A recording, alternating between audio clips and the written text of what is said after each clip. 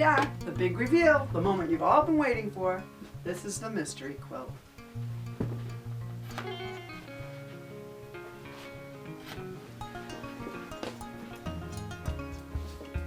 Ta-da!